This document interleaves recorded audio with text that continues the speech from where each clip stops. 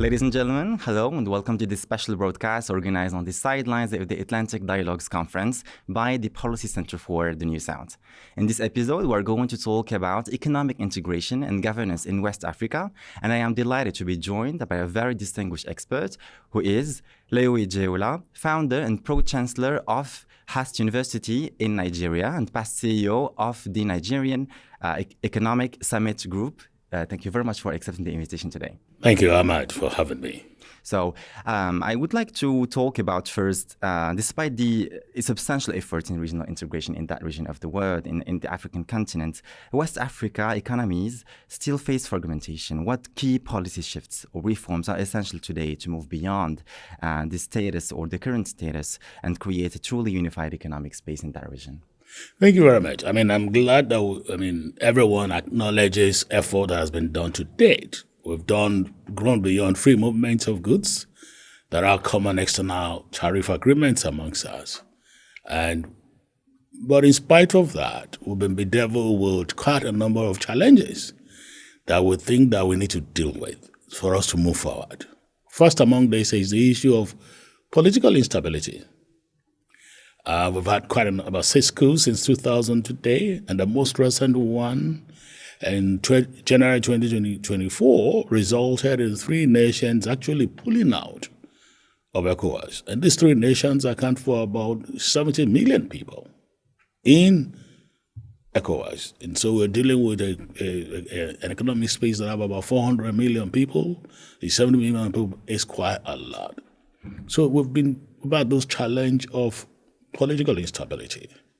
Maybe one of the things we need to do going forward is how do we manage this kind of instabilities a lot better? Maybe dialogue, maybe consensus, maybe quite a number of ways need to be adopted. Expulsion will not help us, right? The second thing you'll find out is that beyond political instability, we're dealing with challenges of poor infrastructure.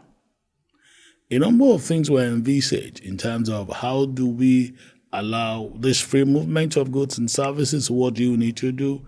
But you realize that we haven't done a lot of the infrastructural work, and that has affected the effective movement of goods and services. But underpinning this is political will. It's one thing for you to have stable polity, it's one thing for you to have the infrastructure. How many of us, we found out within the nations of West Africa, the political will to even accede to policies that they all have agreed to has been a problem to date. And so when FCTA started, a number of people commended the readiness of ECOWAS because of the things we've done. But how far have we gone around it? Despite our having common external tariff agreements, we haven't fully stood by them. People have used non-tariff barriers to hinder some of those things. So there has to be a political will on the part of leaders of West Africa to see through this.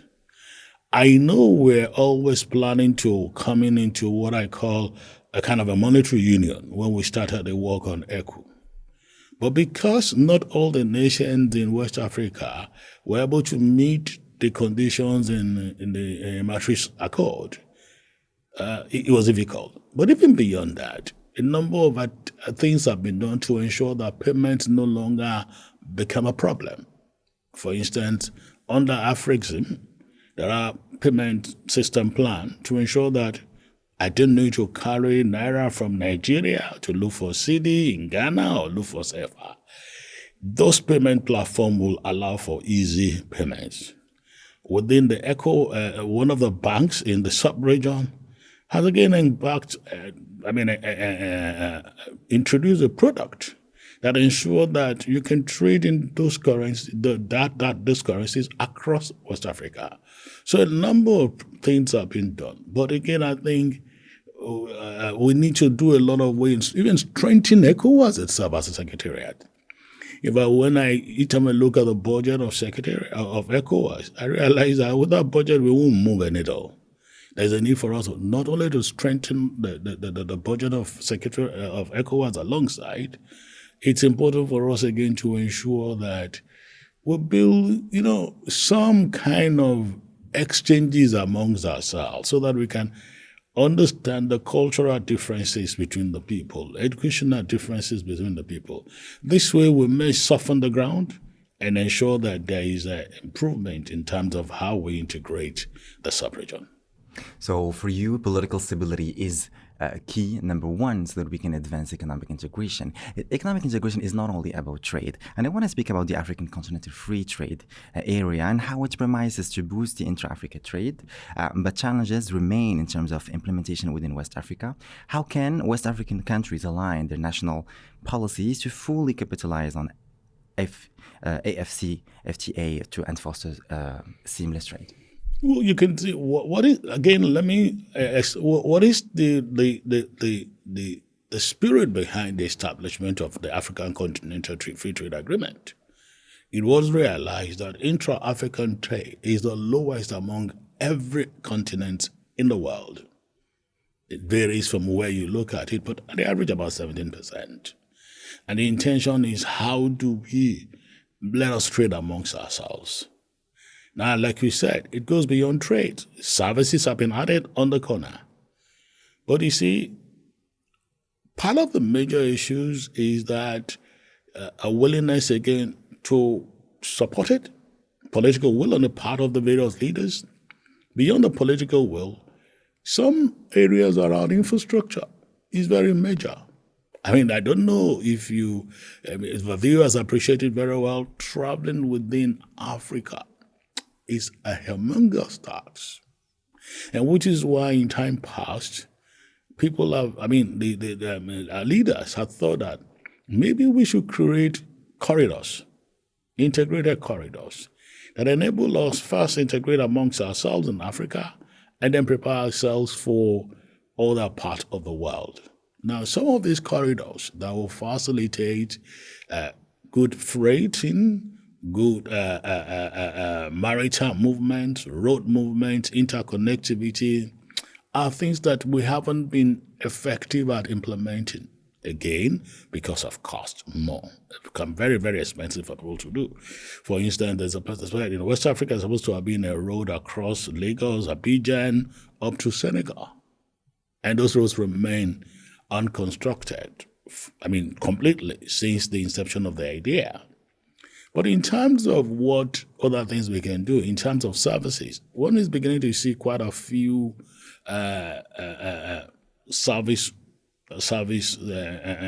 engaging in services across the sub-region. Although, again, it's about willingness of the people to allow the protocols to work. You see a number of things around culture, around music, around even legal work. I can attest to it that in Nigeria, for instance, a lot of our banks are across West Africa. And that means services are flowing. The legal people, the banking and financial services are flowing, but not to the height that one will expect them to be. But our African Continental Trade Agreement, no doubt, is a plus. But unless we deal with the problem that bedeviled us when we had our ECOWAS agreement, AfCFTA might suffer the same. You have mentioned the creation of corridors, and how can we enhance public services and transportation, creating roads and infrastructure, etc. With some countries in the region that are facing high level of debts, how can we, and facing, of course, financial constraints, how can we, and I think that we know what to do in this region, but how can we meet those goals if some countries are facing very, very high level of debts so far? There's always, from my point of view, more often than not, you say some nations have debt and therefore they are not good enough to borrow money. And I said, what is the basis of your valuation? If you really do proper valuation, look at the resources they have, the cash flow that we can emanate from that resources, we can look at them and do a present value analysis and put them on the point that they can borrow.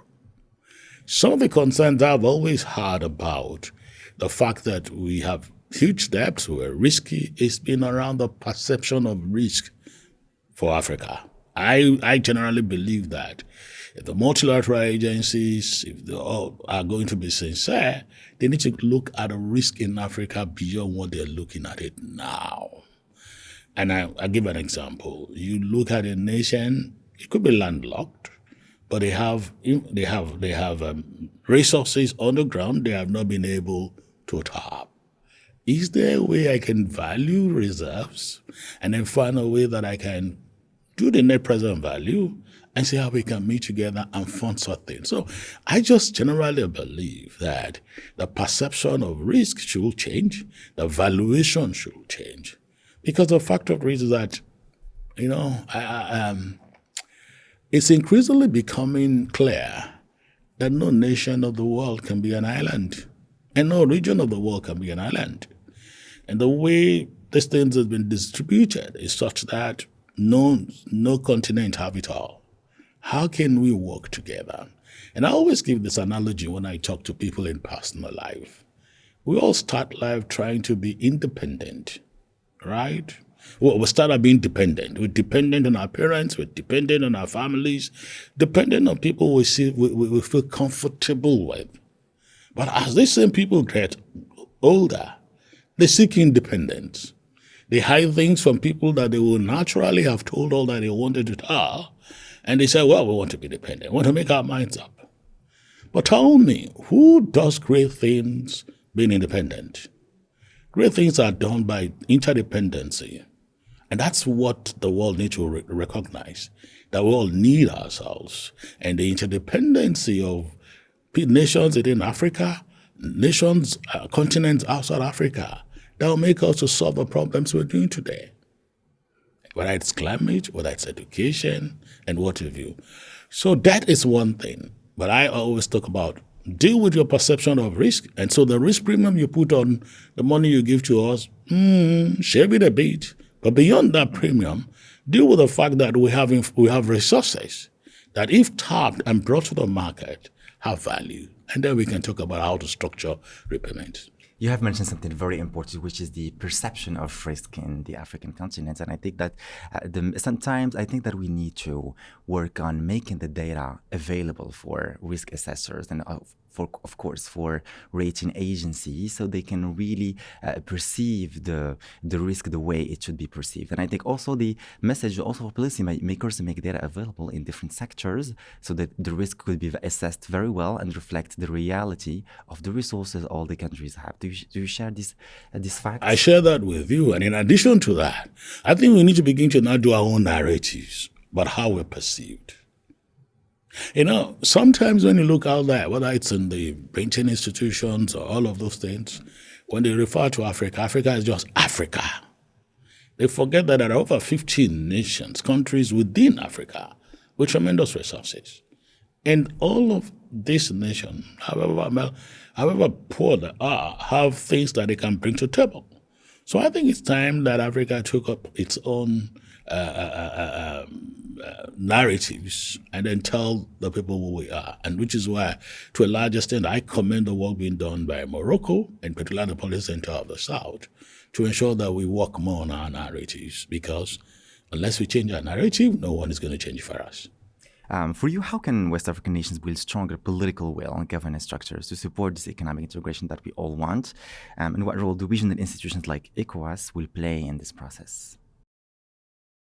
Well, I think, more often than not, people expect the government to deliver on their promises. I think I call them NGOs and think tanks like we have here. We need to begin to wake up and hold our governments accountable.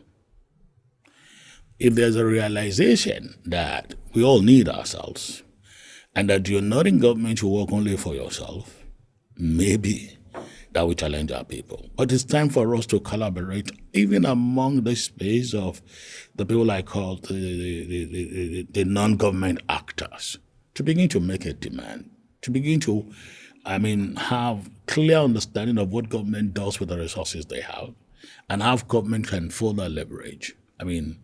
I give an instance. I know quite a number of non-state actors that do significant work, But the populists are not even rising up to it to even examine what they do. So we need to do that. Get our populists to recognize the fact that government should be made accountable to them. Because if government is made accountable, it will ease a lot of things. The second thing, again, I think we all need to do is to understand the vision we set for our respective nations and how those visions affect other people within the African geography. I tell people, it's basically, if you look at the general population in Nigeria, it's the same thing they need in Ghana, they need in Ivory Coast, and down the line. So how come that there's this wide divide? So we need to begin to see how we affect each other. So strengthen the institution of, I will repeat that, ECOWAS institution needs to be strengthened. We need capacity in training the people so that they can stand up and ask questions.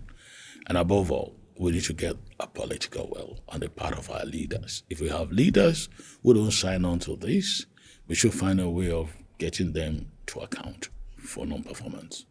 Thank you very much for all those valuable insights, and thank you so much for being with us today in this special broadcast, the Authentic Dialogues. Dear audience, thank you very much for following us, and stay tuned for more episodes. Thank you.